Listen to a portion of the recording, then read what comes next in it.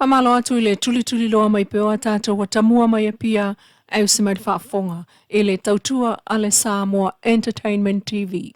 Ua whaamautinoa mai ele fionga swipale mia te lupe pou muli nuku o ne semo. Le ngā lulua yo minister mta ngā ruenga lua soifua maloloina ma le minister o tupe. E whaatino le tutongi o le aufai ngā ruenga o le tū noa o le whalemai ile vai so fahu. Mai so engalata mai o le mta upule o silia le 5 māsina po o sfutasi tutongi. Sa lea mana iai overtime ma alauni o le au ngā sese. Ma le to e lava ono sa iai loa le au ngā sese le whaatali. Ae sa vali loa i le office o le minister so i fua maloloina i le moto le malo. I le vai a sotolwai, le vai a sototongi o le malo. Wa mawai tutongi o whaipule ma le vasenga o minister. Ae le o amana i lava tutongi overtime o le au ngā sese. Pule fia e tātou te iai. Tā wala mana ia. Tā wala mana ia se tātou tunu. Peo i nālo te otu ai si whaale tunu le titi. Ia, o le wāo le au whainga luenga, pēr no tau whamtaltala to le wāo le au whainga luenga, mai ai la tau o loo, le peo loo awhia. Ia ma le tali mai fō i. Ia i la tau o loo, ia i le whainga ma le pulenga, ma le anga ia tui luma le. Ia, atu ia i le tūlanga, ia, pēr o tūlanga masani. Au whainga luenga, o i principal, so o tu le ACO, i so e le whaururunga. Peilau na o le vāle na, le ai whaale tonu, au o umona whaia overtime, pēr me masani, mai overtime, ia tātou timesheets, mtulanga whapena, approve, o umona HR, ia, tu whaatasi, ia whatua endorse le ACO motu, pe mtulanga whapena, ia, au mai le ulum tanga luenga. I refer le mof. Pela tu ainga process le na le ala ena ina o fe lo fa tasi le fiong mi stao so fo ma rende mi stao tu ya o tilo mo vaenga ya wa ye male ma CEO ole so fo ma reina ma le CEO ole tu pe un fa fa pu le vaenga a le tu langa masan pe au na ye lo no winga o se le sona ni tato ai mau plan ma mau tu langa mai tu no fe nga lo ngam tanga lo pe tai ona o le temi o le budget le ya pe fa pena a pena le tu langa ya pe o no winga o expenses of restful ya lena approve money ya mo le shekel audit ya afa to release advice fu pe fa pena le tu langa ya ile tu langa ya lo to me na le hotelenga me le nganga le na ile lipoti mai na le fiona mista ya le foi sa tau fai foi ya e te fatala no le tulanga o le manamtanga luenga ya atun se temi saso ya ono le temi pe ana uia tu tatu proclame fai malu tatu fai va e mo tatu tu pe tau te ngai le ya e o le talo ya ina ia anga mai ya tatu ngalu fatasi man fai ngamalo ya e mafai ona tali atu le wonanga over time te le budget ya e amata tu la se pasia langa ilumo no winga fa pupu le ayo ava pe over time tu anai ya le tu tongi le termine fu submissions le au mai al budget le fa te pena ne ya e amata mai le no e amata me stores full o le masina le ne yo o ke topa ya anga ile le lumanai no winga le budget e il budget fa au tau sang fa tu pero fa nga solnei wa ai expenses o wa yain fa but e te tau na mai tonu i le nei taimi ya e fa tino ai pita io lo ya wala fa tino nga luenga le tanga luenga tupe e tu tong ni overlaps fa pena ele o le fainga tongi me masani lo fo peitai tato mol mawina lava le tai ole sto nai le ana te nei le toe pa o le te toso ina to kololi ta mafa nga singa seile tai au uli male fiafi mo le fa lava fitu valu failele ma le fa lava o tamaiti o mai ile tai au na leila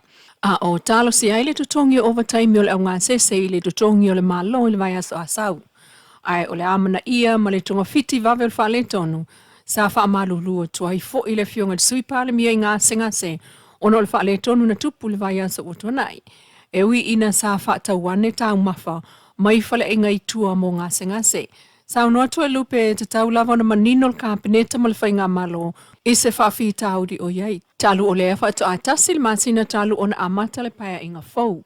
Na i saunoa e maua tātou tupe a ia ngai mai e ngā lulu e whaatasi ma le whainga malo. A o tali le toi tali mai o le fionga le palamia la au le mali e tuapula ta i vau le watea Force Schmidt mai le umane ai o tonga fitinga o lona au i New Zealand. O mole mawina mai le maua le la whiloa inga ma le minister al vai fafua New Zealand. Vavasa mana i o Winston Peters i le asona nafi. O le whiloa inga na whaie le ofisa o le konsula o Samoa i Aukilani. Ma whea ai lea whiloa inga vaenga o ave iei le wha mua o le pulenga fau le malo o Samoa. Ai o le vano no fuai o Samoa ma New Zealand. Mai ona tala wha solpito e so o tanga wha al tangata. O tūlanga tau le saunga le mua toa oi wha vau malo e maise o wala e tau fiai le whi avea ia o fuala au wha saina. O atina ea Samoa e maise o business i tūma oti ma le vaenga o ana o loa wha tau watu i fafo. Male, por kalame o tangata Samoa e mlangatu e ngā lulu e wha vai taimi i New Zealand. Il felo ingal sui palmia to e lupe po mulinuku matustala il vai aso talwai. Na ia whaailoa mai ua whaasolo manuia le a o le fionga le palmia. Peitai, ua toe vavao e fo mai sa ia manuia ato toa. Ua le taunu uai ona toe fo i mai le aso sfului na nafi e pe ona ulua i fuafua. Peitai o le usta ia o le fo mai sa ia manuia ato toa lona a ao. Ona whaato ato e taliu mai ai lea i lea tunu u i se taimi o iluma. Inisi o tala o le umane o tālonga la kapi. I le awata maita i Samoa le whitu Samoa. Manu maloa i le awata maita i New Zealand lua sifulu. Ma le awali i le toa Samoa le na toi tuli lava le kiwi ma manu maloa i aia lua sulfa al sulvalu le toa Samoa i le fiafia nafi peitai. I le ufa vai ai le tapua inga a inga i Samoa pe ona iai. E solo ata vale mai le sto na i le na moli mawina i le to ulu ese mai o niali i tuo se piki apu sa ti ai. Ina o mai le solo ata vale le taulanga. Ele mo start of sota ingal sui komsino leo le ata o Samuel a fomsanga. Ana ia tau le observer le susu e nei leo le mafua anga. O te fusu anga le na mapuna nei le sto na i levele. Na fai ai solo ata vale mo le tua Samoa. O le taalonga i le sa nafi na moli mawina le fitaui o le taimi o taalonga. Ma le wha mawai ai o sa pati le fiafi ma usi ai loa le tapua inga le tunu peitai. E a whane le tolu le fiafia nafi u amata pesa pisenga whaaleanganga i lunga o le Facebook o le Radio Polynesia a o whaanga solo pea tapua inga mulimuli o le aso sa pati Samoa. O le sunga na nai vai papa ma lana piano lea na taita ia le au whai pese o vi inga o le tua. Tu usa o mai ai pota si whale alili le moto e tuita pā le ilo fui ma pepe se whaata siai ma le silia i le lua sulfa a fe pā anga a le toa Samoa ma le Radio Polynesia i le kelope. O le ta longa a le toa Samoa ma le kiwi e wi ina to e tuli ai New Zealand ma manu malo. A sa whaamalia ina le mata i le tau wha i malo lo si umo awe lua mai lava le amatanga le maea e pe on sauno le sunga vai la fuyo sa talo. Ai se mai whaafonga i stoi whatepa i le saunoanga le fionga le suipa le mia to e lupe pa mulinuku one semo. I le whatalanoanga mtustala i vai anso talwai whaatau. I le tala i le tupe whaawau. A le whainga malo le fas. Mo le toi whaafo i mai te tonu i le anso lulu le vai anso nei. Le ana saunoa le fionga i le palemia talwai fia mena o mi mata afa. O le tala lava lea e tasi. Le ana te ena e le isi vaenga e to lua se fulu o le lato whainga malo. Ia e tumu le whaaloalo i le whionga i le fui sa ave ma tuai te palmia. E le upose diro le tunu. E whai whaavai. Al whaatutu i le tu samotasi. Le sa wholau mai ai. Whaatutu i le tu samotasi i le napa inga.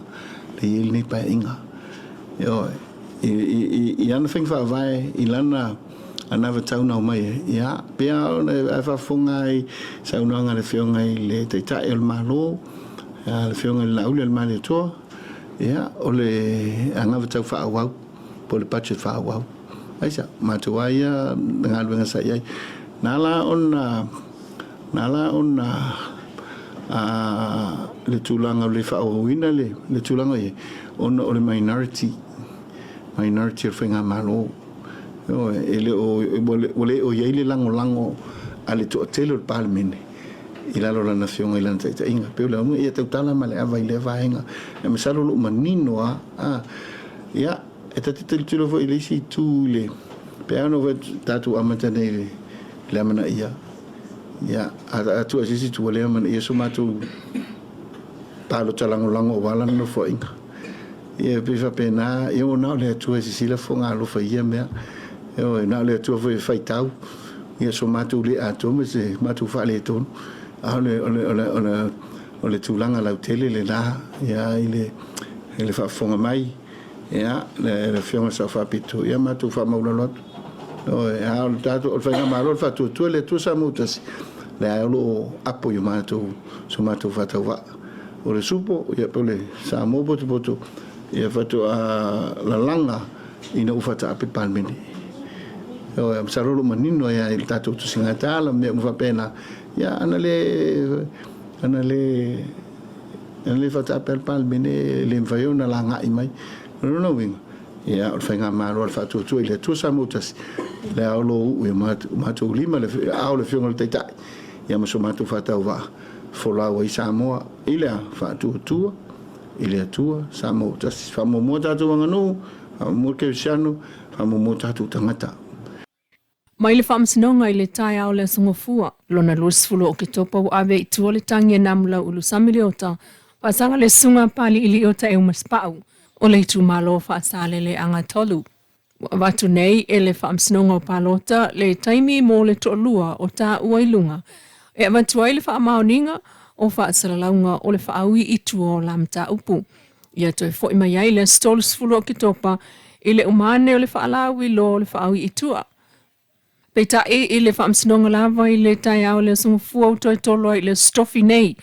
Le mata uputangi whaasanga I le sui palamia le fionga toe lupe pōmule nuku o ne semo. Taluai o lo whaanga solo pel whaamsinonga le tu malo sa whatatasi o whaafoel whaamsino Senior Justice Nelson o toi tolo ai le mata upo sui o whale alili tasi I le aso tofi o le vai so nei. O le fionga le whaamsino Justice Nelson sa atofa mo le whaafoeino le mta upu le a whale alili tasi I le asonga fua lua se fulo o kitopa. O le fionga le whaamsino Justice Nelson le sa atofa mo le whaafoeino le mta upu le a whale alili tasi. O le tangi a le sui tau vā le HRPP le sunga tui lomalangi salota la meko. E le imanuia lan taumwhai mai le tofi. Mai atu ua iai le whaipule maanu malo I le solio tula fono le whainga palota.